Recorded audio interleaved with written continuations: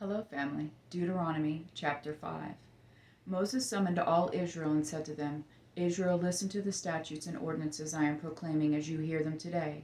Learn and follow them carefully. The Lord our God made a covenant with us at Horeb. He did not make this covenant with our ancestors, but with all of us who are alive here today.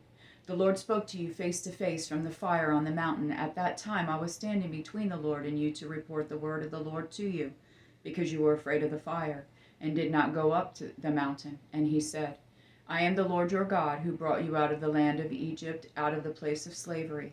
Do not have other gods beside me.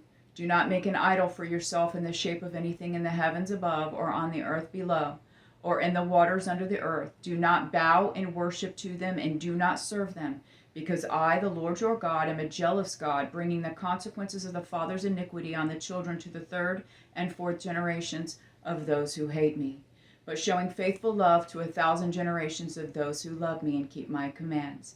Do not misuse the name of the Lord your God, because the Lord will not leave anyone unpunished who misuses his name.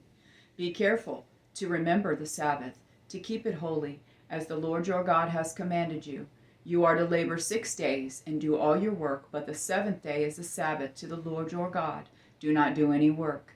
You, your son or daughter, your male or female slave, your ox or donkey, any of your livestock, or the resident alien who lives within your city gates, so that your male and female slaves may rest as you do. Remember that you were a slave in the land of Egypt, and the Lord your God brought you out of there with a strong hand and an outstretched arm. That is why the Lord your God has commanded you to keep the Sabbath day. Honor your father and your mother as the Lord your God has commanded you, so that you may live long, and so that you may prosper in the land the Lord your God is giving you. Do not murder. Do not commit adultery. Do not steal. Do not give dishonest testimony against your neighbor. Do not covet your neighbor's wife, or desire your neighbor's house, his field, his male or female slave, his ox or donkey, or anything that belongs to your neighbor. The Lord spoke these commands in a loud voice to your entire assembly from the fire, cloud, and total darkness on the mountain. He added nothing more. He wrote them on 2 stone tablets and gave them to me. All of you approached me with your tribal leaders and elders when you heard the voice from the darkness and while the mountain was blazing with fire. You said, Look, the Lord our God has shown us his glory and greatness, and we have heard his voice from the fire. Today we have seen that God speaks with a person, yet he still lives. But now why should we die? The great fire will consume us, and we will die if we hear the voice of the Lord our God any longer. For who out of all humanity has heard the voice of the living God speaking from the fire, as we have and lived?